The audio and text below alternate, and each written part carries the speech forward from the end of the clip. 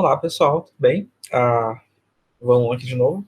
E dessa vez eu vim complementar um pouquinho a loja HTTP, mostrando para vocês uma ferramenta que é a nossa queridinha da frente web, que é o Burp Suite Community. Basicamente, eu vou estar mostrando para vocês algumas funcionalidades dessa ferramenta, que ela ajuda bastante quando a gente está fazendo alguns testes de segurança, testando coisa voltada à web, porque é uma ferramenta que permite a gente manipular e visualizar as requisições HTTP que estão ocorrendo entre o site e o servidor. Então, o que eu acabei de falar talvez tenha ficado meio confuso, mas primeiro eu vou mostrar para vocês o site, que é o da Porttrigger. A Porttrigger, que ainda é um site que tem uma grande fonte para o pessoal que quer aprender segurança web, então a gente recomenda bastante o material deles também. E aí, para vocês acharem o Burp Suite, vocês entram aqui em Products. E aí, basicamente, tem a versão Enterprise e Profissional, que é paga. Então, a gente não vai estar utilizando nenhuma dessas duas, a gente vai utilizando a versão Community, que, no geral, elas são bastante parecidas, tem algumas funcionalidades a menos e um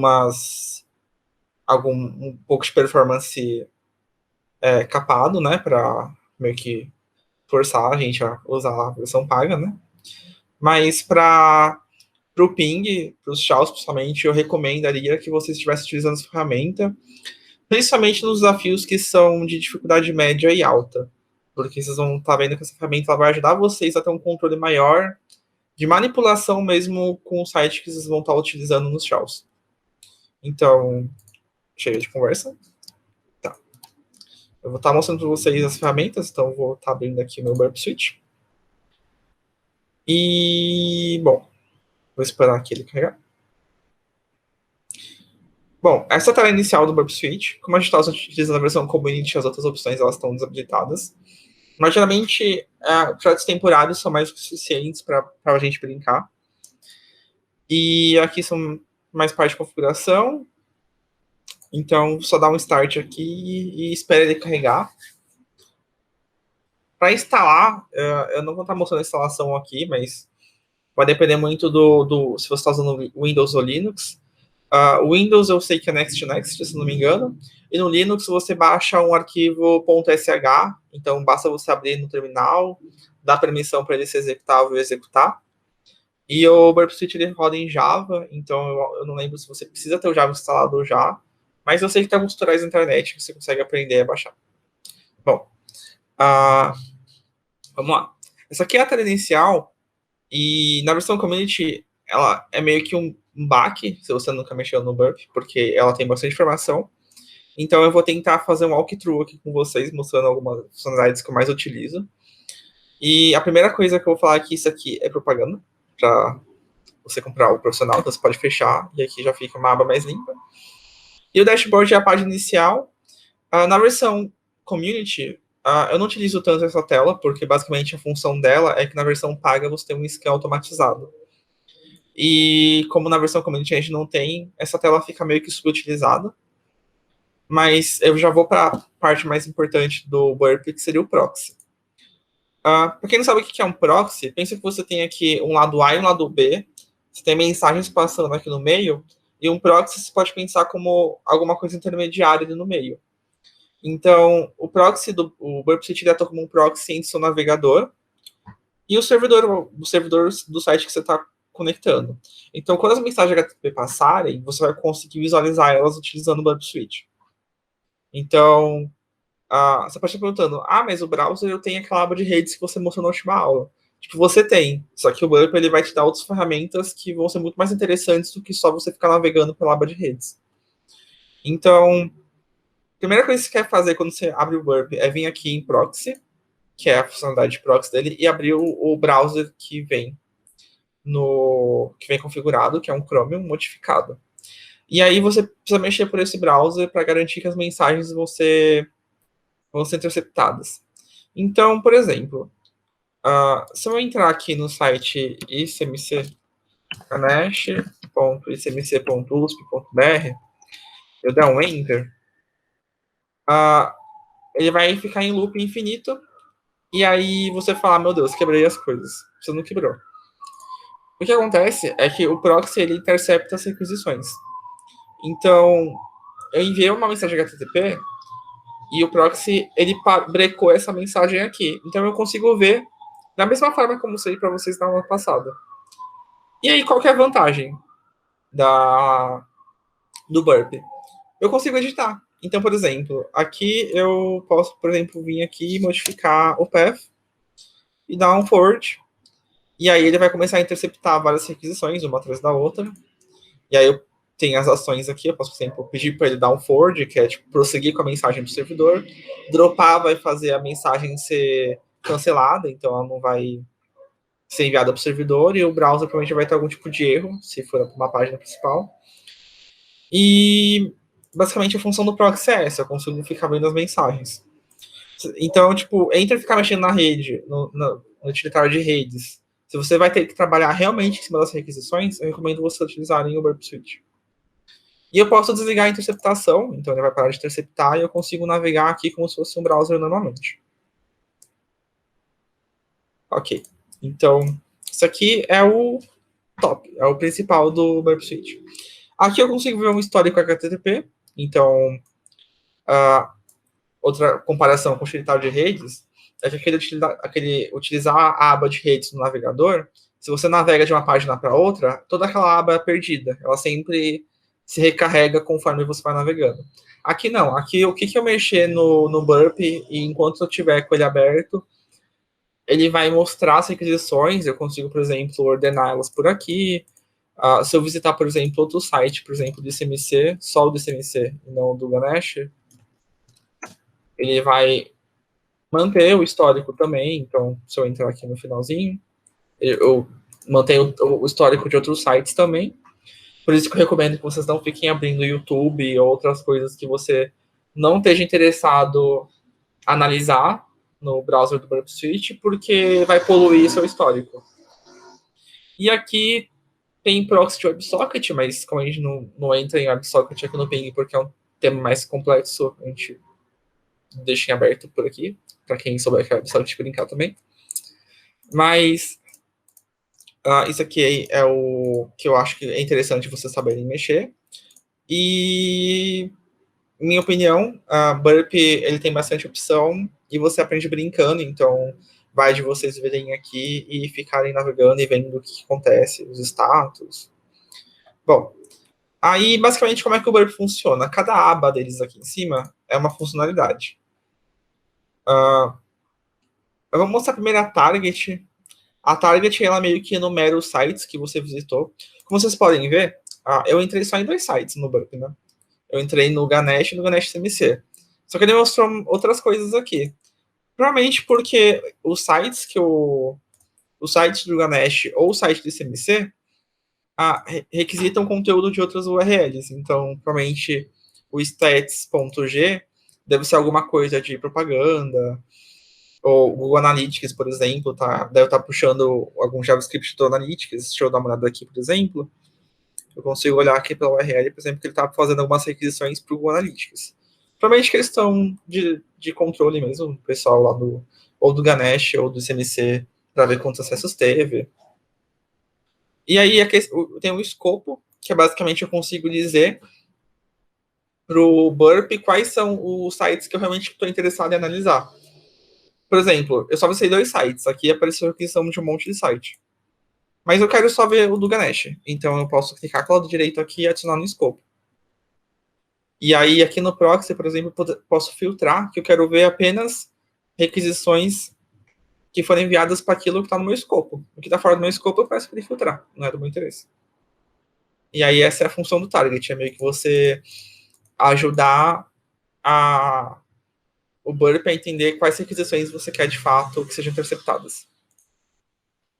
Ok, tanto que aqui em Options, se vocês forem ver, eu consigo habilitar para ele filtrar apenas o que está em escopo, e aí ele te dá um monte de opção aqui, que quando você está começando talvez seja um pouco demais, talvez, mas conforme você for pegando a manha, assim, mexendo com ele, você vai entendendo basicamente cada configuração. E sempre tem outros vídeos na web aí, pra tutoriais, coisas assim. Ou dá um grito pra gente, porque se a gente souber, a gente ajuda. Ok. Eu vou mostrar pra vocês as outras funcionalidades. A primeira dela é o repeater, e basicamente ela é um utilitário que permite que você fique modificando o cabeçalho e testando o que acontece se você modificar aquilo. Então, por exemplo, vou pegar essa requisição aqui do Ganesh e eu vou clicar direito nela e enviar para o repeater. E aí aqui apareceu a requisição HTTP. Por isso que é importante você saber HTTP, porque você tem que saber olhar para isso daqui e saber o que vocês querem mexer. E eu vou enviar. Quando eu enviar, ele vai me mostrar aqui a resposta. Então, vocês veem que veio a página aqui, HTML. Eu posso ver ela raw, que é tipo ela minificada, tipo, o pretty ele dá uma arrumada, quebra a linha pra gente, raw não. O render ele vai renderizar como se fosse um iframe aqui do navegador. Eu particularmente não gosto, porque eu acho que renderizar deixa um pouco mais lento os processos, geralmente eu deixo no raw mesmo e fico de olho no trecho HTML que eu tô interessado em saber se teve alguma mudança ou não. E aí eu consigo ficar brincando aqui, por exemplo, eu mudei a Baurans, vamos colocar uma página que não existe para ver ele retornar um 404. Vou colocar aqui um rachachachá. Aí, olha aqui, deu um 404, eu nem preciso ler o resto.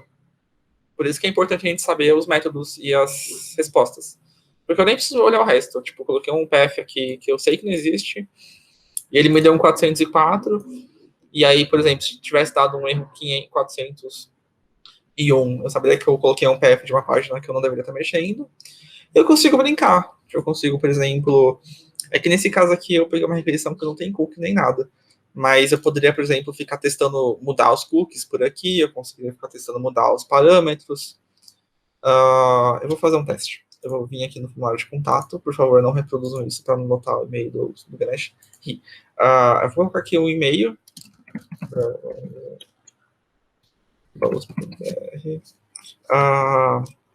Vídeo debug switch. Vou colocar guerra. Por favor, ignora esse e-mail. E aí eu vou enviar aqui. Ok. E aí, se eu vier aqui em proxy, por exemplo, eu consigo achar o formulário que eu acabei de enviar. Vocês podem ver que ele enviou um post, né? Porque nesse caso eu estou enviando e-mail. E aí, se eu enviar para o repeater aqui, eu consigo ver que tem muito mais informação no corpo da requisição, comparado com o anterior. Não tenho só os cabeçalhos. E aí eu poderia, por exemplo, começar a brincar. Por favor, não brinquem no site do Ganesh, eu estou só fazendo uma demonstração. Mas eu poderia começar a tentar modificar os valores aqui do formulário e ver o que acontece com essa requisição. Se, por exemplo, se eu mandasse algum tipo de ataque de algum payload que vocês vão ver nas aulas futuras de vulnerabilidades, eu poderia, em vez de fazer pelo site, pelo navegador, eu poderia ficar fazendo por aqui e tendo um controle melhor de como eu estou modificando a requisição. Então, essa é a função do repeater. Ok. E lembrando, qualquer coisa, se você ficar com dúvida, aula de dúvidas, quarta e sexta-feira, no horário combinado lá. Vocês podem perguntar sobre isso também. Ok, isso é o repeater. Ele é bem direto e tem um search aqui também, que eu esqueci de comentar, mas basicamente pra você procurar alguma coisa, tipo Gabriel aqui, e aí eu posso precisar na requisição também, mas ok. E aí eu tenho o repeater, ele é feito para você meio que fazer as mudanças na mão, mas você consegue fazer fazer de forma automatizada esses testes de você ficar mudando os parâmetros. Então, se eu mandar para o Intruder, que é a outra ferramenta, ele tem essa mesma lógica de você pega essa requisição e aí você fala, eu quero pegar esse e-mail aqui, eu vou marcar ele como um campo que eu estou interessado aqui no ADD. Desculpa, reparem no meu mouse também. E eu posso, por exemplo, pegar alguma word list de e-mails que tem na internet, ou alguma word list de payloads de XSS, que é uma coisa que vocês já viram, ou vão ver? Eu não lembro. E em vez de você fazer na mão lá, enviar cada requisição na mão, você pode vir aqui e fazer uma word list, por exemplo, A, B, C, D, E, F. E aí ele meio que vai testar todas essas variações no campo que eu marquei aqui no Burp Switch, uma a uma, sozinho. Então é meio que uma automação. Você pode pensar como brute force, talvez, se for um ataque, ou talvez um scan, se você tiver, por exemplo, variando aqui o path. Mas basicamente a ideia do intruder é você ter essa automação. Na versão community, ele é capado, ou seja, essa ferramenta ela é mais lenta do que ela deveria. Se não me engano, ela faz uma requisição por segundo ou algo nesse gênero. Sendo que na versão paga, tipo, ele consegue meio que fazer muitas requisições, tipo, sei lá, umas 60 requisições por segundo, porque a ideia é que seja eficiente, podendo dar um DOS sem querer num site que não esteja preparado para receber tanta requisição. Tem outras ferramentas que fazem uma coisa similar ao Intruder e são de código, mas eu não vou entrar em detalhes porque a ideia aqui é meio que mostrar para vocês o Burp mesmo. E meio que o Intruder, o Repeater e o Proxy são meio que a santa trindade aí do que vocês vão estar utilizando para brincar. Muito mais o Proxy e o Repeater, o Intruder um pouco menos, porque a gente evita ter chaos de brute force no Ganesh, no ping, para evitar que o servidor caia em algum momento e meio que frustre vocês. Sei lá, vocês estão tentando lá e o negócio cai e fica off por várias horas. É meio ruim. Mas tem outros utilitários aqui, como por exemplo o Decoder.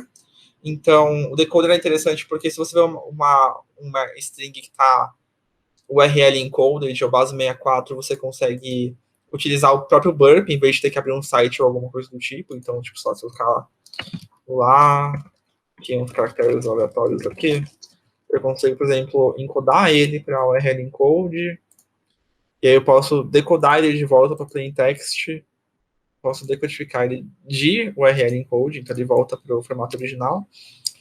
Então ele é mais um utilitário, e o compiler, ele é útil para quando, por exemplo, vou pegar aqui de novo o caso do Alarus. Eu vim aqui no repeater, eu enviei essa requisição. E aí ela é uma requisição muito grande para ser analisada no olho. Então eu posso enviar ela para o comparador. Aí ela encarregou aqui. E aí eu fiz uma modificação aqui. Vou mudar aqui pro. Sei lá, vou mudar para home. E eu vou enviar. Eu não tenho como bater o olho e saber o que mudou aqui de cara. Mas se eu mandar para o comparer, ele vai carregar as duas aqui. E eu consigo, por exemplo, comparar em words. E ele faz essa visualização aqui para mim, mostrando meio que o que mudou de uma requisição para outra. É meio que um comparador de textos, assim. É algo mais simples, porém útil. Bastante útil, na real. Eu consigo, por exemplo, sincronizar, aí se eu mexer em um, ele mexe em outro. E como a gente pode ver aqui, ele mudou só no cabeçalho. Então, tem uma visão em hexadecimal também. Ela é boa para caso você esteja mexendo com... não, ele mexeu bem mais aqui, não sei porque ele desceu menos.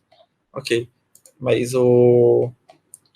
ela é boa porque você consegue, às vezes a resposta está codificada, né? E aí não está em texto plano, e aí não adianta nem você ver muito aqui em text. Você tem que ver em hexadecimal que você consegue ver as mudanças até no binário. Eu uso menos isso aqui, mas, sei lá. Pode ser útil. E então tem o decoder, o comparer, e aí tem outras, por exemplo, o sequencer. Não lembro o que faz, perdão, não uso muito, mas certamente é útil porque ela está aqui. E as outras opções são mais de opções, então Project Options, User Options, algumas configurações você pode configurar. O Extender, ele é para o Burp, ele permite que você instale plugins que te ajudem em algumas tarefas. Então, por exemplo, se eu ver aqui em ADD não, perdão, em Burp App Store. Eu tenho aqui uma lista de plugins e eu sei que alguns são bastante famosos, por exemplo, o Paraminer, se não me engano, e tem um também de JWT, mas meio que, tipo, o pessoal que utiliza o Burp Suite constrói plugins para te ajudar em alguma funcionalidade que o Burp não tenha, ou até mesmo criar um plugin para testar algum tipo de vulnerabilidade específica também, é uma coisa bastante comum. E aí tu consegue ver aqui, tipo, algumas informações, por exemplo, quando a última vez que foi atualizado, né? Uma coisa importante para plugin é saber se ele está sendo mantido ou não. Você consegue clicar por ordenar também, é uma coisa interessante. E aqui em detalhes você vê se aquele plugin está disponível somente para a versão paga. Esses que tem Burp Suite Professionals, que não está aparecendo aqui Professionals, é porque ele sai para a versão paga. Mas vocês conseguem ver que eles têm bastante plugins que são para a versão não paga. Então, o ParaMiner está aqui, que é o que eu comentei que era famoso. O Request Smuggler, que ele é para uma funcionalidade específica chamada HTTP Request Smuggler. E eu acredito que o mais importante seja isso mesmo. E eu espero que vocês tenham conseguido entender as funcionalidades. Qualquer coisa, vocês podem entrar em contato comigo ou qualquer outra pessoa da frente de web. E é isso, gente. Muito obrigado. E eu espero que essa ferramenta ajude vocês aí nos desafios de web. Obrigado, gente.